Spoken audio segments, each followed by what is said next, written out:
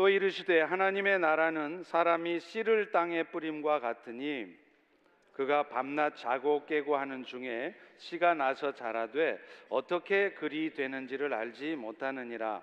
땅이 스스로 열매를 맺되 처음에는 싹이요 다음에는 이삭이요 그 다음에는 이삭의 충실한 곡식이라. 열매가 익으면 곧 낫을 대나니 이는 추수 때가 이르렀음이라. 아멘. 우리는 지난 40일 동안 예수님의 고난과 십자가의 죽으심 그리고 부활에 대해서 살펴보았습니다. 이제 다시 마가복음 강해로 돌아와서 예수님의 행적과 말씀들을 통해서 하나님께서 우리들에게 주신 은혜와 또 말씀하시고자 하는 것들이 무엇인지 살펴보려고 합니다. 오늘 본문에 등장하는 이 씨의 비유는 사실 이 4개 복음서에 다 나와 있습니다. 그런데 오늘 본문에 등장하는 또 다른 이 씨 비유는 이 4복음서 중에도 유일하게 마가복음에만 기록이 되어 있습니다. 그렇기 때문에 이 마가복음에 기록된 이 씨의 비유는 그 강조점이 앞서 나와 있는 이른바 씨 뿌리는 자의 비유와는 그 초점이 달라요. 사복음서에 다 나와 있다고 하는 이 씨 뿌리는 자의 비유는 그 제목이 씨 뿌리는 자 이렇게 돼 있다 보니까 자칫 그 초점이 씨를 뿌리는 분의 초점이 맞춰 있는 것처럼 느껴집니다. 그런데 사실은 이 비유는 그 씨를 뿌린 분의 초점이 아니라 씨가 뿌려진 밭에 초점이 있다는 것입니다. 그래서 아무리 좋은 씨앗이 뿌려져도 길가와 같이 딱딱하게 마음이 굳어져 있거나 혹은 흙이 얕은 돌밭처럼 믿음의 뿌리가 약하면 아무리 좋은 씨를 뿌려도 싹이 나지도 않거나 혹은 싹이 나도 금방 시험 닥치면 시들어 버린다는 거예요. 또 가시덤불과 같이 세상 재물에 대한 염려, 늘 어떻게 살아갈까, 이 비즈니스를 어떻게 하면 잘할 수 있을까, 그런 염려와 그런 생각 가운데 살아가게 되면 아무리 좋은 씨가 뿌려진다 한들 그것이 혹시 싹이 나고 이삭이 태어나도 열매가 없다는 거예요. 그냥 쭉정이에 불과하게 된다는 것입니다. 결과적으로 마음이 잘 갈아엎어져서 녹아져 있고 세상의 재물에 대한 염려도 없는 그런 좋은 밭, 그 좋은 밭에 비로소 좋은 씨앗이 뿌려지면 열매를 맺는다 하는 것이 씨 뿌리는 자의 비유의 말씀입니다. 그런데 오늘 본문의 비유는 같은 씨에 대한 비유이지만 그 초점이 좀 달라요. 여기서는 초점이 어디 있느냐면 씨를 자라게 하고 그래서 풍성한 수확을 이루게 하시는 하나님의 신비로운 능력에 초점이 더 있다는 거예요.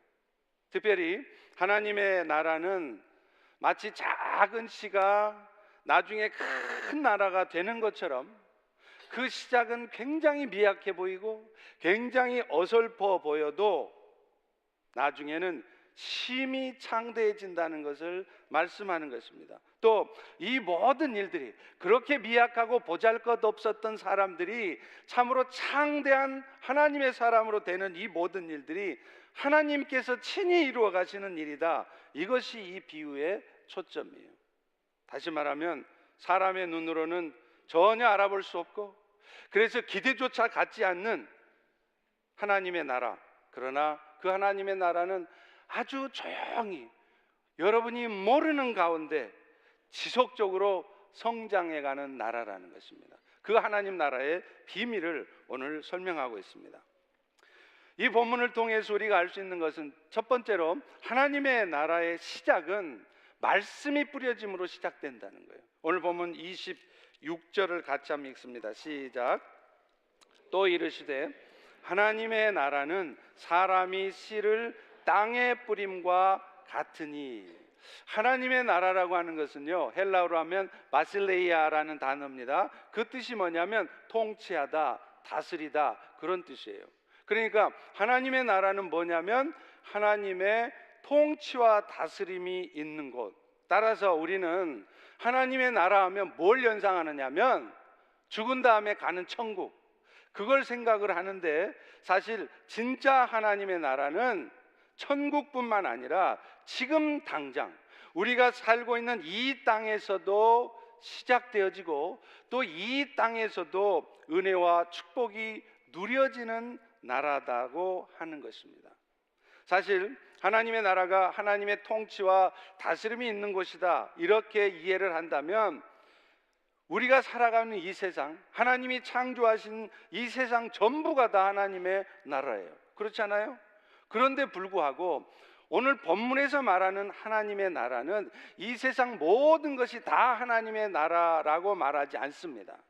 하나님의 나라에 하나님의 통치와 다스림을 순종함으로 자발적으로 받아들여서 그 나라 백성들에게 하나님이 허락하신 은혜와 축복된 삶이 나타나는 곳, 이곳으로 한정해서 말씀하라는 거예요.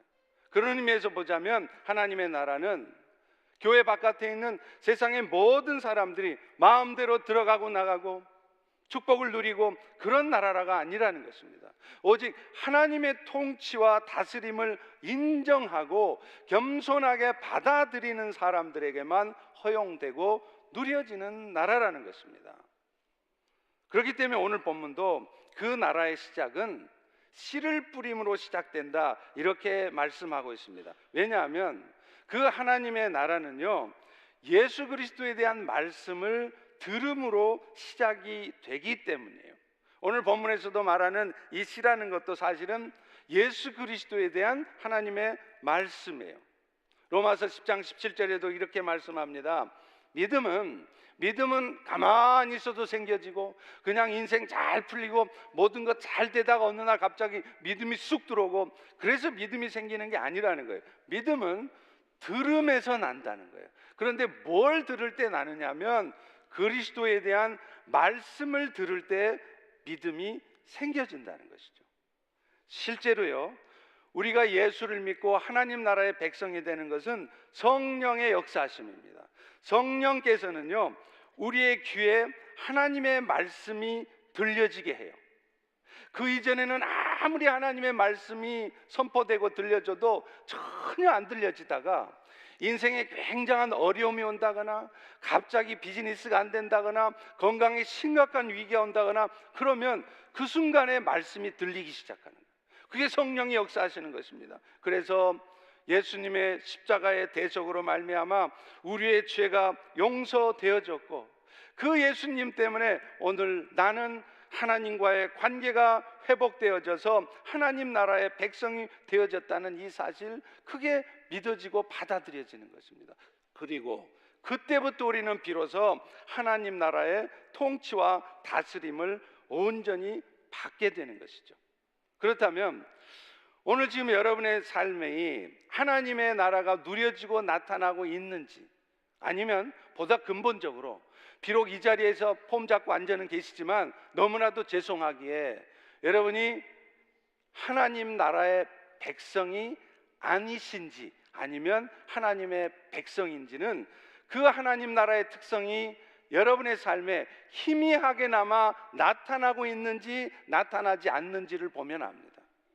그렇다면 하나님의 나라란 어떤 나라일까요? 하나님 나라의 특성을 무엇보다도 우리에게 가장 잘 설명하는 말씀이 로마서 14장 17절의 말씀입니다.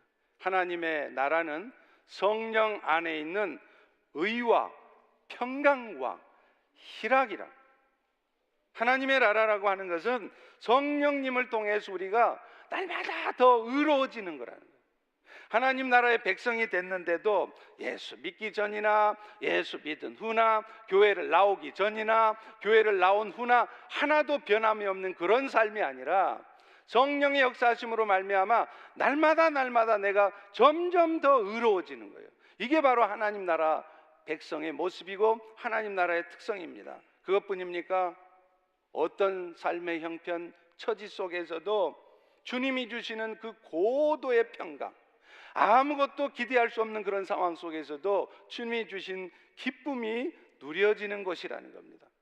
실제로 오늘 지금 이 순간에도 예수님을 대신해서 우리 안에 와 계시는 성령님을 통해 우리가 하나님 나라의 백성이 되면 우리는 무엇보다도 지금 내가 살아가고 있는 이 땅의 모든 일들이 사실은 하나님의 선한 뜻이 이루어지는 과정이라는 것을 알게 됩니다.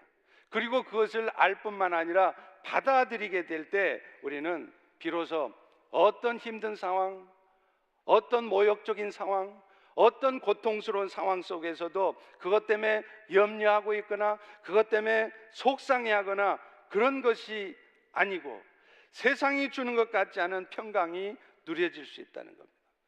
어딘가에서부터 알 수 없는 기쁨이 내 마음에 생겨나게 되어 있다는 거예요. 그리고 성령님께서 우리의 삶에 가져다주는 고통 속에서도 그런 고통 때문에 그저 염려나 하면서 불평이나 하는 것이 아니라 그것 때문에 내 삶이 더 의로워질 수 있도록, 그럴수록 내 삶을 돌아보고 내 안에 있는 더러운 욕심들, 부족하고 잘못된 부분들을 돌이키고 회개하며 새로운 삶을 결단하는 것이죠. 그래서 하나님의 나라는 의와 평강과 희락이라고 말하는 것입니다. 오늘 여러분은 지금 이 하나님 나라의 모습들이 여러분의 삶을 통해서 나타나고 계십니까? 이런 하나님 나라가 오늘 여러분의 삶에 누려지고 계십니까? 그런데 오늘 본문의 말씀은 그런 일들이 내 삶에도 하나님 나라의 특성이 나타나고 왕성하게 보여져서 어떤 상황이 돼도 다른 사람 같으면 염려하고 두려워하고 불평이나 하고 그럴 상황 속에서도 마음의 평온이 누려지고 오히려 기뻐할 수 있으며 그런 일들을 통해 내가 다 성숙해지고 거룩해지는 그 일은 그리스도의 말씀이 들려짐으로 가능하다는 것입니다. 사랑하는 성도 여러분, 오늘도 여러분들이 그런 그리스도의 말씀을 다 사모하시고 그 말씀들이 여러분의 귀에 들려지시기를 소망합니다. 그냥 어떤 말씀이 선포돼도 한쪽 귀로 듣고 한쪽 귀로 흘러가고 그냥 조용히 구석진 곳에 후미진 곳에 살짝 와서 예배드리고 가고, 그게 아니라 말씀이 너무 사모되어서 말씀을 통해서 내가 하나님 나라의 그 특성이, 하나님 나라의 그 축복이 누려지려면 내가 가장 맨 앞자리에 앉아서 그 말씀을 귀담아 들어야 되지. 그런 마음으로 사모하는 여러분 되시기를 바랍니다. 그 말씀이 들려지시기를 바랍니다. 또 제대로 안 하시네. 그 말씀들이 들려지시기를 바랍니다. 그래서 여러분의 삶에도 하나님 나라가 나타나서 그리스도의 평강이, 기쁨이, 의로운 삶이 나타나기를 축원합니다. 그런데요, 이 하나님의 나라가 그리스도의 말씀으로 말미암아 시작이 되잖아요. 근데 그 하나님의 나라가 내 안에서 자라는 것, 다시 말하면 하나님 나라의 성장, 확장, 이런 것들은 결국에는 하나님께서 스스로 이루어 가신다는 거예요. 오늘 본문 27절과 28절도 그것을 우리에게 말해주고 있습니다. 우리 다 같이 27, 28절을 읽겠습니다. 시작. 그가 밤낮 자고 깨고 하는 중에 씨가 나서 자라되 어떻게 그리 되는지를 알지 못하느니라. 땅이 스스로 열매를 맺되 처음에는 싹이요 다음에는 이삭이요 그 다음에는 이삭의 충실한 곡식이라. 여러분, 농부가 밤낮 자고 깨는 중에 라고 하는 말씀은 씨앗이 성장해서 이삭이 나고 열매가 맺어지는 데는 농부가 하는 일이 없다는 거예요. 그냥 농부는 그저 자요, 또 아침에 일어나요, 또 자요, 아침에 일어나요. 그런데 어느 날 보니까 그 씨가 싹이 나 있어요. 또 자요, 그냥 일어나요. 그런데 어느 날 보니까 그 싹이 이삭이 맺혀지고 열매가 맺혀진다는 거예요. 물론 농부가 해야 될 일이 있죠. 좋은 밭에 씨를 뿌려야 되고 그 씨가 잘 자라도록 가시덤불이나 잡초 같은 거 이거 뽑아내주고 김 매야 됩니다. 그런데 오늘 예수님께서 말씀하시는 것은 아무리 싹을 틔우고 아무리 김을 잘 매줘도 결국 그 씨앗이 열매 맺게 하는 데 있어서는 하나님의 역사하심이 있어야 된다는 거예요. 하나님께서 하시는 일이라는 겁니다. 여러분 생각해 보십시오. 실제로 농부가 아무리 좋은 땅에 씨를 뿌리고 김을 매줘도요, 하나님께서 그 씨가 싹이 트고 자라도록 햇빛을 또 적당한 비를 주시지 않으면 절대로 곡식은 자라지 않습니다. 그렇기 때문에 오늘 본문의 28절에도 말씀에도 땅이 스스로 열매를 맺는다 이렇게 말을 하고 있는 거예요. 여러분 여기서 스스로라는 단어는 헬라어로 하면 아우토마테 이런 단어입니다. 어디서 많이 들어보셨죠? 아우토마테, 오토매틱. 그러니까 농부가 잘해야 그것이 이삭이 메고 열매 맺어지는 게 아니라 사실은 땅이 스스로 automatically 하나님께서 하셔서 그 씨가 싹이 나고 열매가 맺어지게 하신다는 거예요. 오늘 본문의 말씀을 예수님께서 말씀하신 이유가 있었습니다. 그 당시에는 이 예수님이 말씀하신 하나님의 나라에 대해서 오해하고 있는 사람들이 있었어요. 사실 그 당시뿐만 아니라 오늘날도 마찬가지입니다. 하나님 나라에 대해서 오해하고 있는 성도들은 오늘도 우리가 하나님 나라의 백성이 되고 또 하나님 나라의 백성으로서의 그 신분과 지위가 유지되기 위해서는 하여튼 죽으라고 말씀대로 살아야 되고 죽으라고 율법을 지키고 살아야 그게 가능하다고 생각하시는 분들이 있습니다. 그 당시에 유태인들도 그런 생각을 했습니다. 그들이 하나님 나라의 백성이 되고 또 그 하나님 나라 백성으로서의 신분을 유지하기 위해서는 철저히 율법을 지켜야 된다고 생각했던 거예요. 다시 말하면 할례를 받아야 하나님 나라의 백성이 되고 설사 할례 받아서 하나님 나라 백성이 돼도 하나님이 명령하신 규례와 말씀을 잘 지켜 행하지 않으면, 철저히 준수하고 지키지 않으면 그 하나님 나라의 백성의 지위가 취소된다고 생각하고 있었다는 거예요. 그런데 예수님께서 지금 이 씨의 비유를 말씀하시는 이유는 그 일이 하나님 나라의 백성이 되고 하나님 나라 백성의 신분이 유지되어지는 것이 결국에는 사람의 노력이 아니라 하나님의 아들이신 예수께서 이루어 놓으신 십자가의 구속을 믿을 때 하나님의 은혜로 이루어지는 것이라는 것을 말씀하시는 것이에요. 그리고 무엇보다도 그 은혜를 유지해서 오늘 또 우리가 하나님의 자녀로서의 삶, 하나님의 백성된 그런 축복된 삶을 유지해 갈 수 있는 것도 우리가 죽으라고 철저히 율법을 따라 살아가야만 되는 것이 아니라 우리가 그렇게 살려고 노력하지만 때로는 그렇게 살지 못해서 죄도 짓고 엉뚱한 짓도 하고 연약한 모습을 보일지라도 예수 그리스도의 은혜가 있기에 그 은혜를 입고 있기에 그것이 가능하다는 것을 말씀하시려는 것입니다. 그런데요, 오늘 우리가 이 말씀을 통해서 정말로 눈여겨봐야 될 말씀이 한 구절이 있습니다. 그것은 바로 27절의 말씀이에요. 거기 보면 이렇게 말씀을 합니다. 그가 밤낮 자고 깨고 하는 중에 씨가 나서 자라되 어떻게 그리 되는지를 알지 못하느니라. 오늘도 하나님 나라의 씨앗이 우리 가운데 심겨져서 그 씨앗이 싹이 나고 이삭이 나고 열매가 맺혀지는 그 과정들이 어떻게 되어지는지를 우리가 알 수 없다는 거예요. 바꿔 말하면 오늘도 우리 안에 하나님의 나라가 날로 확장되어져서 나도 누구처럼 어떤 상황 속에서도 그리스도의 평강이 누려지고 기쁨이 있고 그런 놀라운 삶을 사는 일들이 어떻게 되어지지 모르는 가운데 우리 가운데 이루어져 간다는 것을 말씀하고 있다는 것입니다. 사람이 하나님의 나라가 어떻게 되어져 가는 것을 예측할 수 없다는 거예요. 아, 저 사람은 지금 하나님의 나라가 잘 이루어져 가고 있구나. 아, 이 사람은 이제 하나님 나라의 백성이 맞구나. 충분히 그렇게 살아가고 있구나. 그렇게 우리가 예측하고 알아낼 수 있는 게 아니라는 거예요.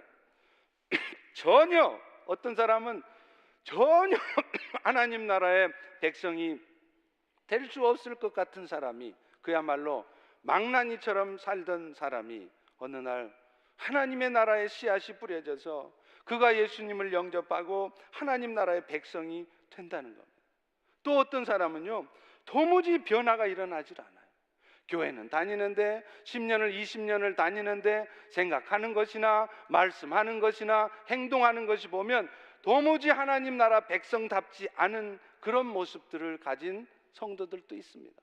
그럴 때 우리는 속으로 의심하는 거예요. 저분이 과연 구원이나 받기나 했을까? 정말로 하나님 나라 백성이 맞나? 그런데 그렇게 도무지 변화가 없던 사람이, 열매는커녕 이삭도 나지 않던 사람이 어느 날 갑자기 변하는 거예요. 그래서 그의 삶이, 열매가 맺혀지는 삶이 나타난다는 것입니다. 사랑하는 성도 여러분, 그렇기 때문에 오늘 우리는 그 하나님의 나라가 오늘 내 안에 어떻게 이루어져 가고 있는지, 혹은 또 다른 지체들, 특별히 연약한 지체들 가운데에서 어떻게 하나님의 나라가 세워져 가고 있는지 우리는 알 수 없다는 사실입니다. 그러나 분명한 것은 지금 이 순간에도 하나님께서 그 일을 하고 계신다는 거예요. 그 농부가 자고 깨고 했을 때 그것이 어찌 되었는지 알지 못하는 가운데 그것이 이루어진 것처럼 말이죠. 그것을 우리가 알고 신뢰하고 확신한다면 오늘도 우리가 살아가면서 필요한 것은 땅이 스스로 열매를 맺듯이 일을 이루시는 하나님에 대한 신뢰와 확신을 가져야 된다는 거예요. 여러분, 사무엘하 1장 12절에 보면요, 다윗이 원수와도 같았던 사울왕 죽었다는 소식을 들었을 때 옷을 찢으며 금식하며 슬퍼했다는 말씀이 있어요.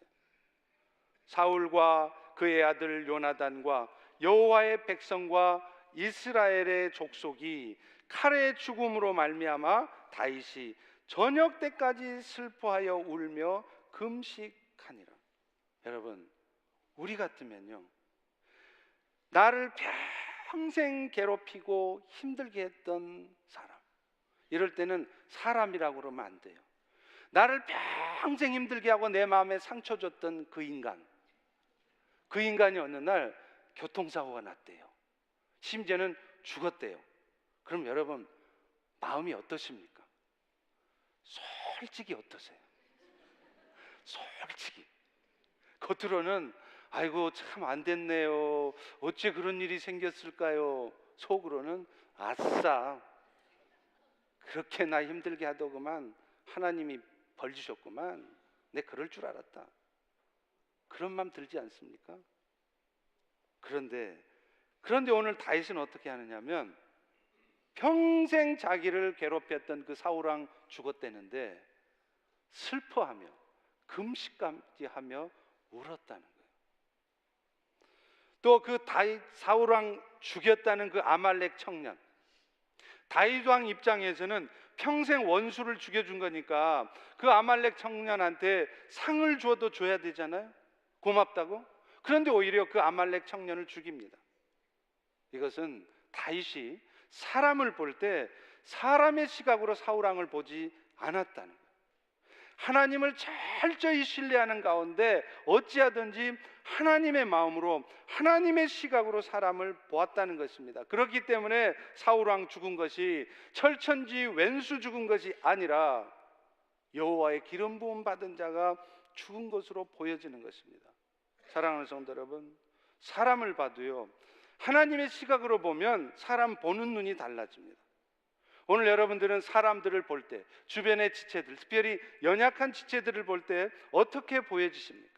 정말로 하나님의 시각으로 보면요, 모두가 다 긍휼하게 보이고 모두가 다 존귀해 보이게 되어 있어요. 제가 뉴질랜드에서 한번 우리 목사님들, 선교사님들 한 30분 하고요, 영어 성경 통독을 한 적이 있어요. 그런데 함께 단체 생활을 하다 보니까 그 바닥이 다 드러나더라고요. 근데 제가 정말로 기억나는 분이 한 분 있는데, 그 목사님은 그 30여 명의 목사님, 선교사님들을 부르실 때 항상 앞에다 호칭을 존귀한 목사님, 존귀하신 무슨 선교사님, 꼭 존귀한이라는 말씀을 붙이세요. 근데 제가 보기에는 그 30명 목사 선교사들 중에도 절대로 존귀하지 않은 선교사들도 많아요. 하여튼 같이 성경 읽다가도 밥 먹는 시간 되면 제일 먼저 뛰어가요.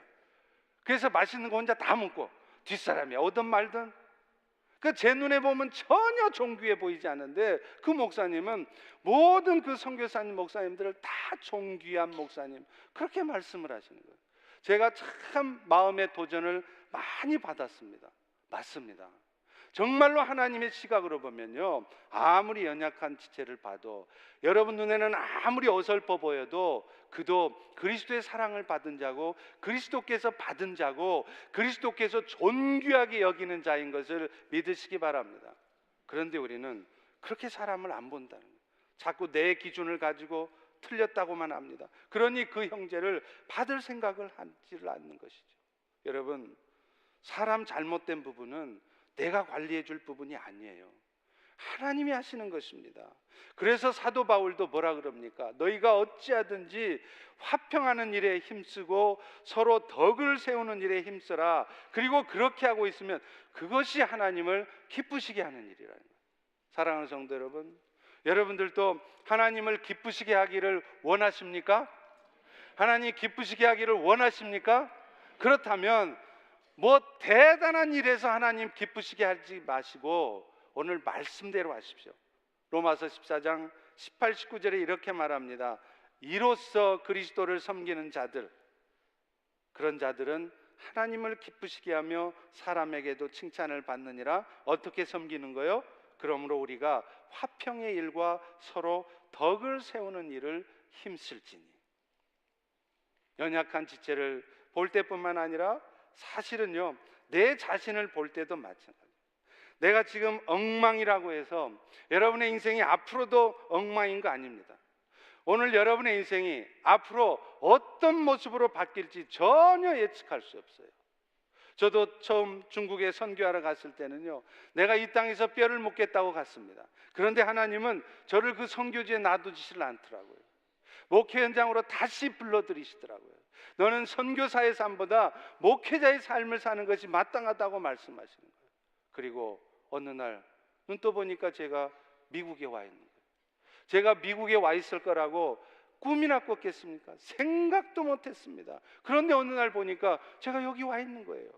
그게 제가 애써서 되는 일입니까? 막 간절히 막 사모하고 내가 와야지 해서 오게 된 일입니까? 아닙니다. 하나님이 하시는 일이에요. 초급 장교들이 고급 장교가 되려면 훈련을 받습니다. 중대장이 되고 대대장이 되려면요, 그 고급 장교가 되기 위한 훈련을 받아요. 그런데 그 훈련이 얼마나 고된지 몰라요. 여러분 잘 모르시죠? 저도 사실은 잘 몰라요. 근데 그 장교 출신들이 그 얘기 하더라고요. 저는 방위 출신이라 그런 거 잘 모르는데요. 근데 여러분, 초급 장교들이 고급 장교가 되기 위해서 훈련을 받는데 말이죠, 그 훈련을 받으면서 내가 왜 이런 훈련을 받아야 돼? 왜 나만 이런 훈련하는 거야? 불평하면서 그 훈련 고되다고 그러는 초급 장교들이 있습니까? 남들은 고급 장교가 되기 위해서 그 훈련을 받고 싶어도 못 받아요. 안 뽑혔기 때문에. 그런데 지는 뽑혀서 이제 그 훈련만 통과하면 고급 장교가 되는데, 그 훈련 받으면서 내가 왜 이런 훈련을 받는지 모르겠다, 왜 하나님은 나한테 이런 고통과 어려운 삶을 주신지 모르겠다고 불평하는 사람이 있냐고요. 아니에요.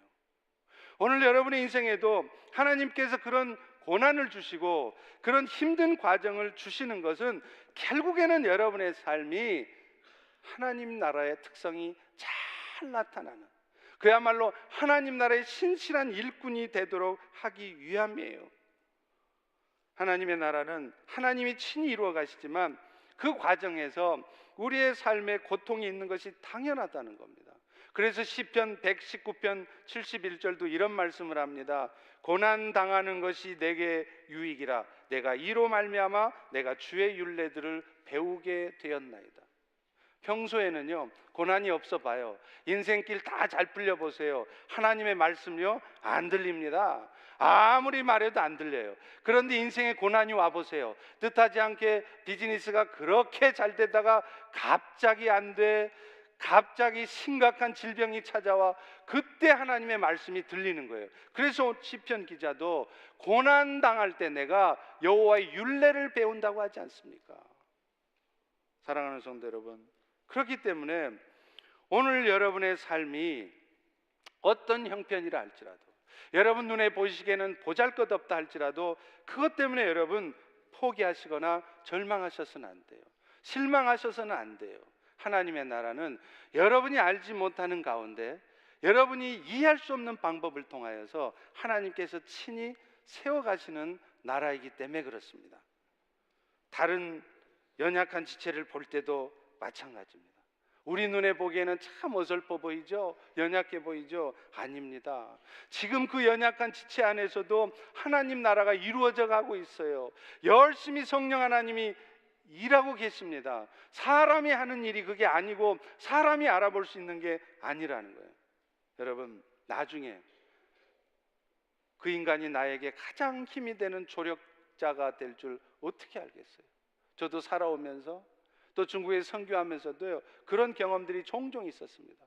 사역의 경험 속에서 참 힘들게 하던 분들이 어느 날 보면은요 갑자기 돌변을 해서 저의 가장 큰 조력자가 되는 경우가 있다고요. 하나님이 하시는 거예요. 오늘 여러분 주변에 연약한 지체들도 마찬가지입니다. 지금은 전혀 쓸모없는 인간처럼 보이는 사람이 나중에 시대를 바꾸는 하나님의 사람이 될 것을 우리가 어찌 아느냔 말이에요. 기독교의 교리를 세웠던 어거스틴이 그렇지 않습니까? 망나니 그런 망나니가 없고 개망나니로 살아서 엄마도 아버지도 주변의 사람도 다 포기했던 어거스틴. 그런데 하나님이 그 어거스틴의 마음속에 하나님의 나라를 이루어 가시니까 기독교의 교리의 기초를 세우는 교부로 만드시질 않습니까?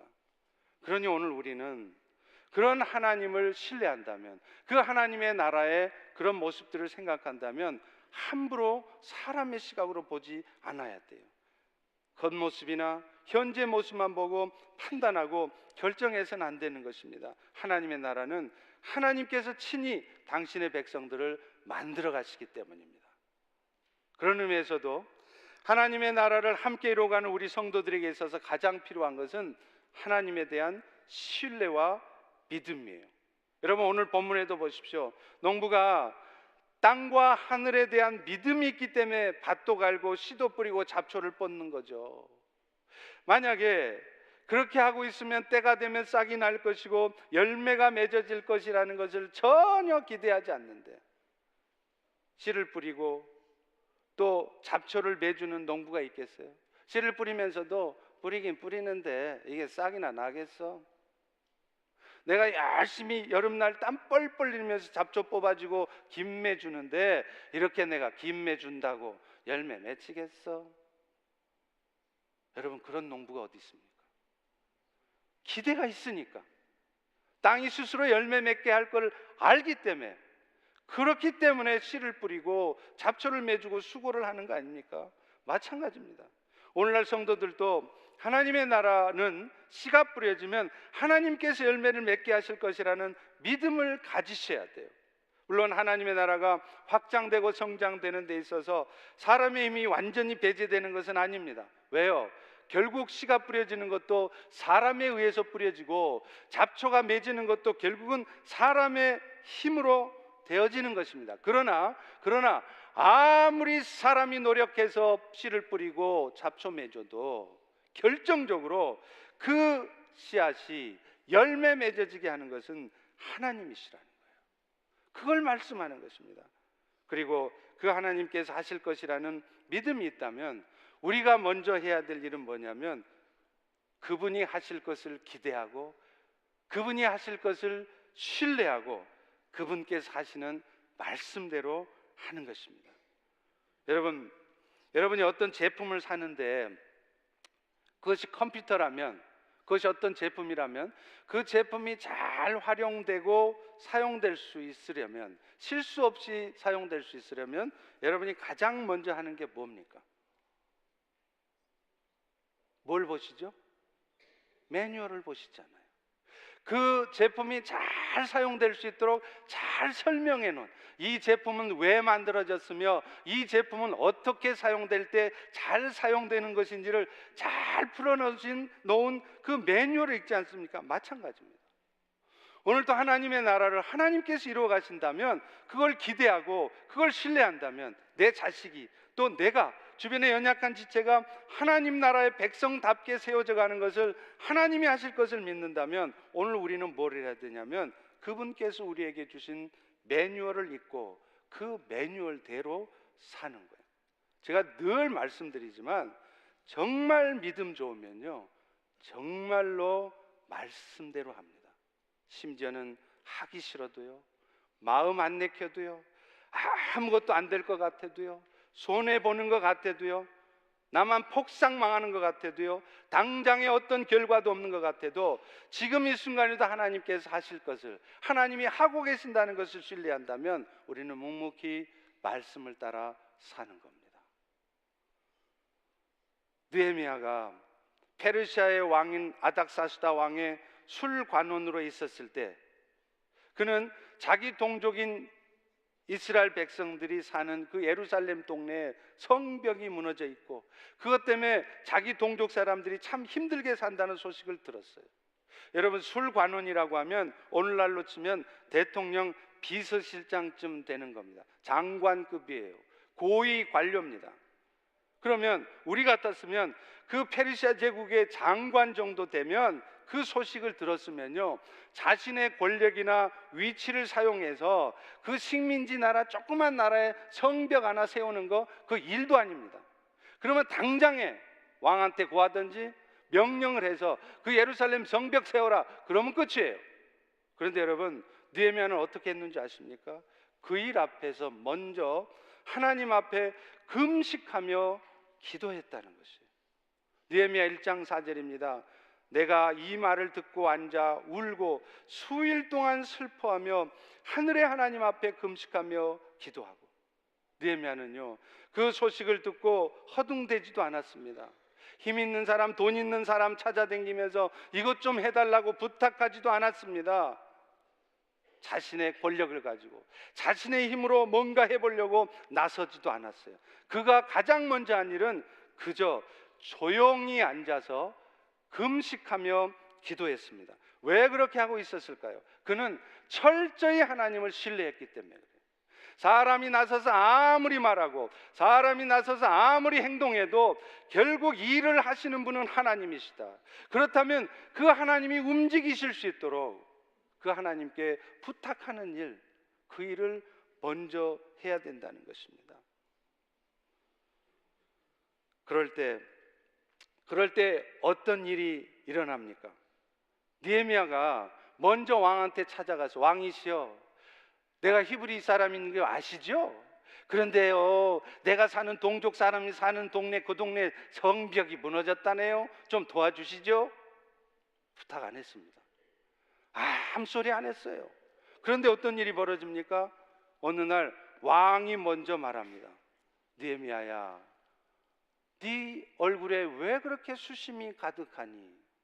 그제서야 느헤미야는 일의 자초지정을 알려줍니다. 그럴 때 왕이 어떻게 합니까? 아닥사스다 왕이 그 즉시로 살림 감독에게 명령해서 느헤미야가 예루살렘 성벽 짓는 데 필요한 모든 물자를 공급해 주거라.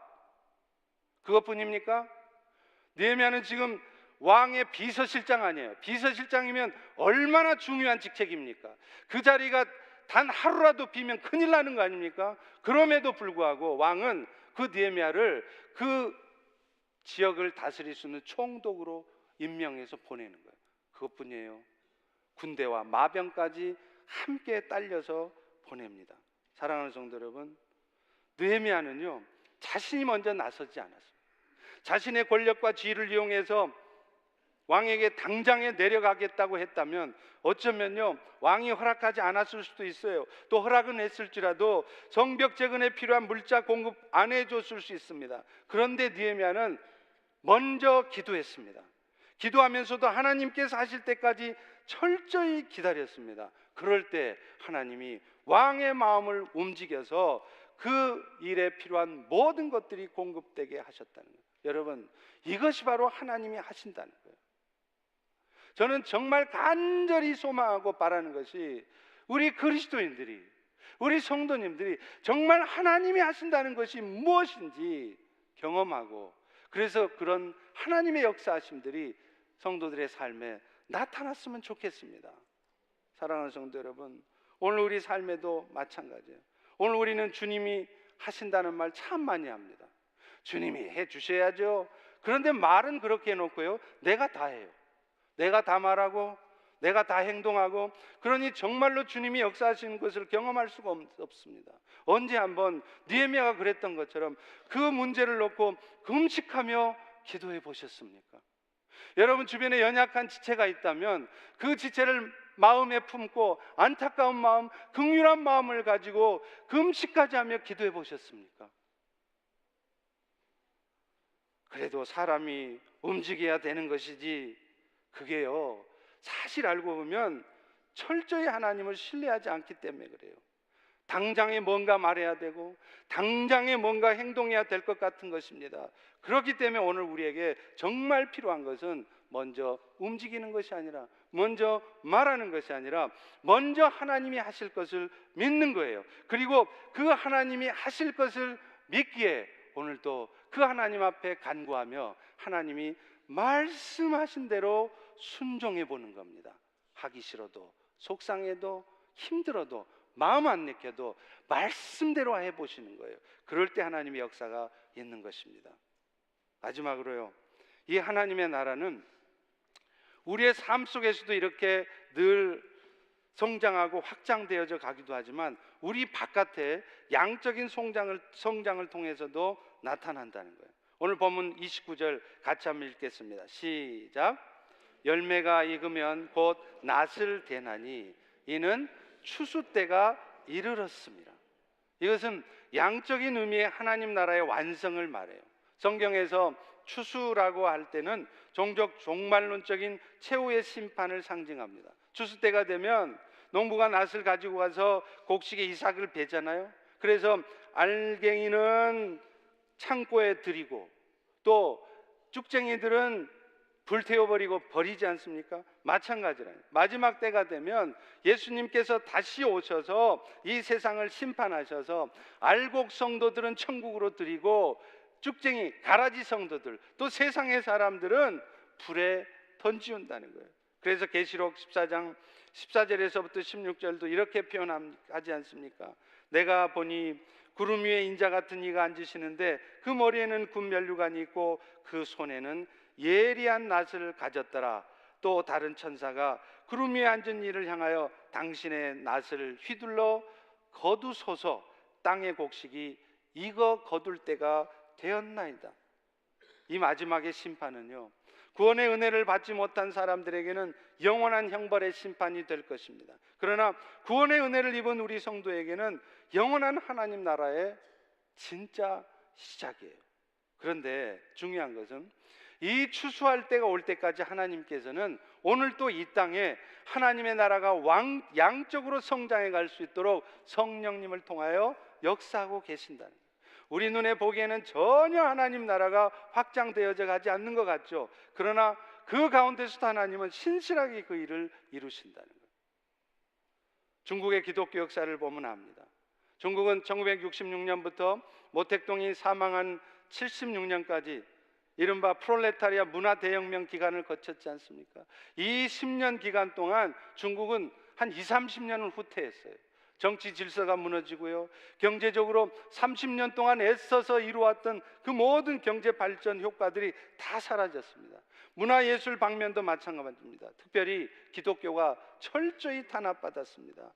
그동안 수많은 순교자들이 발생했어요. 그래서 서양 선교사들이 많이 염려했습니다. 이제 1948년 공산 정권이 세워지고 쫓겨난 서양 선교사들이 이제 중국 교회가 어떻게 될 건가? 이제 완전히 박살이 나겠구나. 아니었습니다.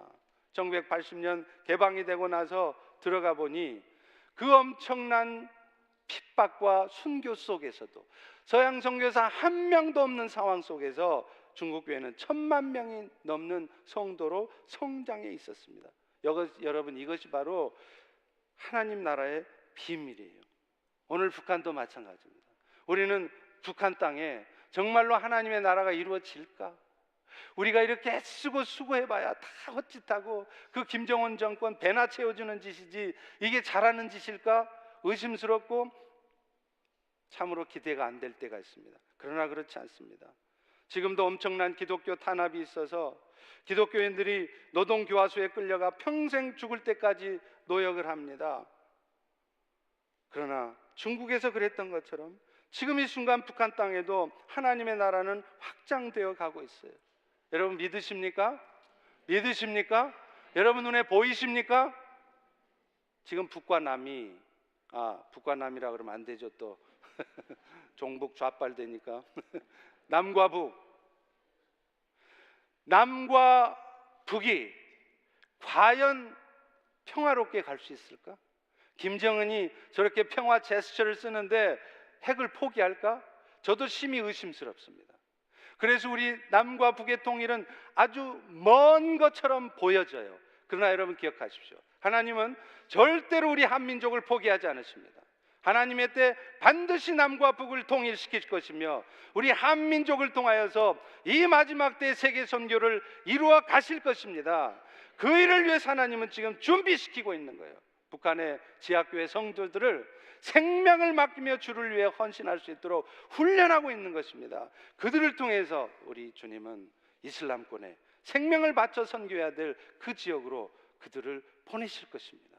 그러므로 오늘 우리가 할 일은 무엇입니까?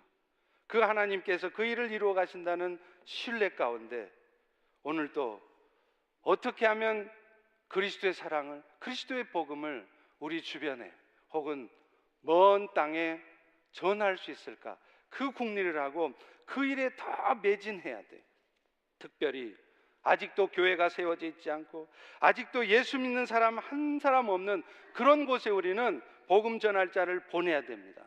그리고 그들이 그 일을 열심히 할 수 있도록 기도하고 물질로 후원해야 되는 거예요. 그러면 언젠가 하나님의 때 우리의 기도와 헌신을 통해서 북한 땅에도 또 미전도 종족 땅에도 교회가 세워질 것입니다.